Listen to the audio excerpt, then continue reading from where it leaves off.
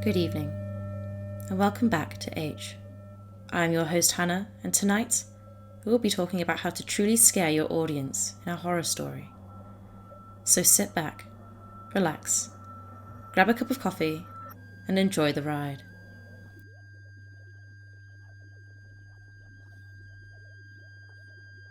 Horror, as a medium, has always interested me, but it is particularly tricky to pull off.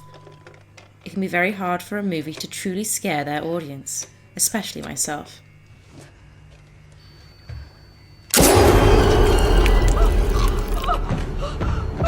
Annabelle!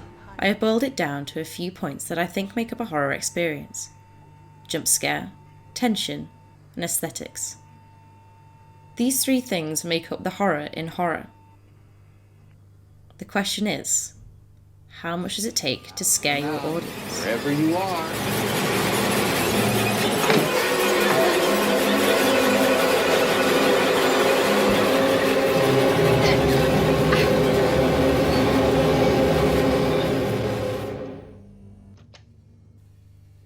Let's talk about jump scares to start.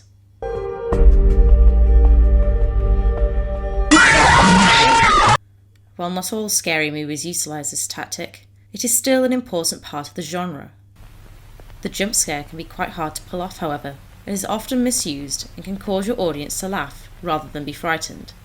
Yet, sometimes, it is used masterfully and can truly terrify your audience. This aspect often goes hand in hand with tension, the build-up of unease in the room. Music, or lack thereof, can often be cause for concern for the viewer, often leading to the inevitable jump scare. But this can often make the trope too basic, used often in many horror experiences. Instead, it can often be better to use jump scares scarcely. Much of the film is a build-up of suspense, while a jump scare releases that emotion very few times.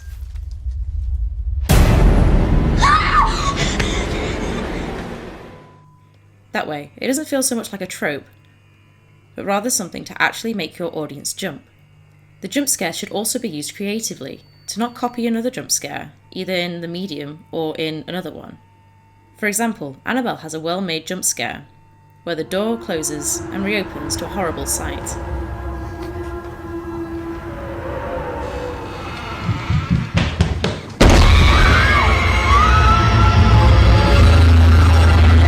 It is these types of jump scares that catch your audience off guard, helping to create more impact in the action.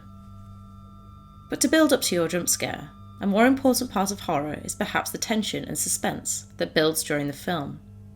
Skinamarink is a great example of how suspense can create a sense of unease in the audience. What was that?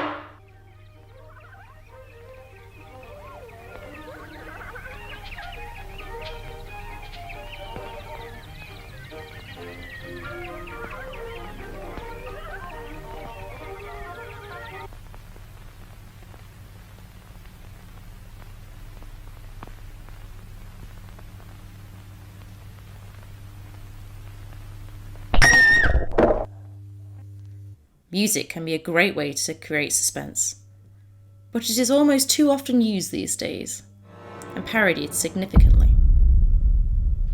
Perdóname, señor, perdóname!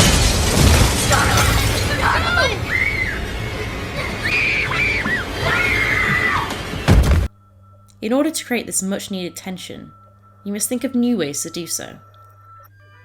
This can be by showing little of the characters and their surroundings, utilising more terrifying night sounds or some kind of static hum throughout the piece.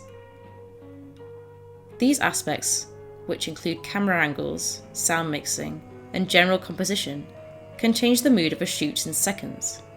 However, suspense can be a very tricky part of the process in creating horror, so don't be disheartened if you are finding it difficult.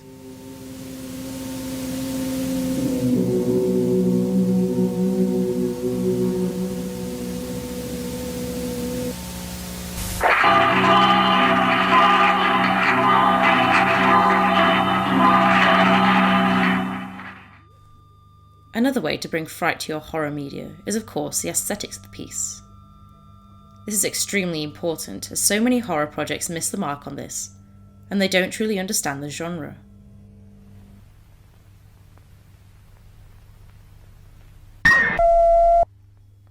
Tropes such as blood and gore or a caped woman don't seem to work these days in the horror space. These tropes are overused, and it is so important to think of new ways to bring your horror to life.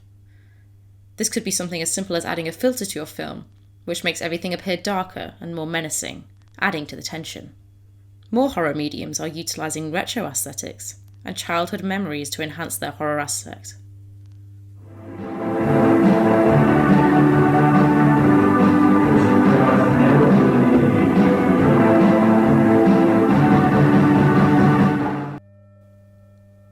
It is sometimes more terrifying to see your favourite childhood character be murdered or be a murderer.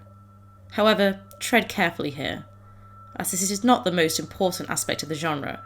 You must still adhere to the other aspects too. It should also be noted that having a good story is always a plus. People love lore and want to learn about the characters and their backstories while having the horror aspect. The story is always the most important part of any film or media creation, and can help viewers engross themselves in the story and its characters. The more attentive they are, the more scared they will inevitably be.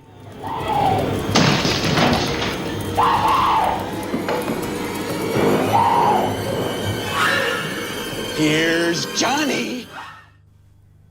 Horror has been an important part of my teenage years, particularly online horror and creepypastas. I tend to feel that when I watch a horror movie, the truly terrifying aspects of the genre are rarely there to scare me. Here, I wanted to show my thoughts on the genre and how I think creators could benefit from understanding the genre better before going into it. I would love to create a horror-driven narrative one day, so if you have any pointers, please leave them in the comments below, and I will take them on board for future projects. I also want to do some deep dives into horror media such as Petscop and Skinamarink if you'd like to stay tuned for that.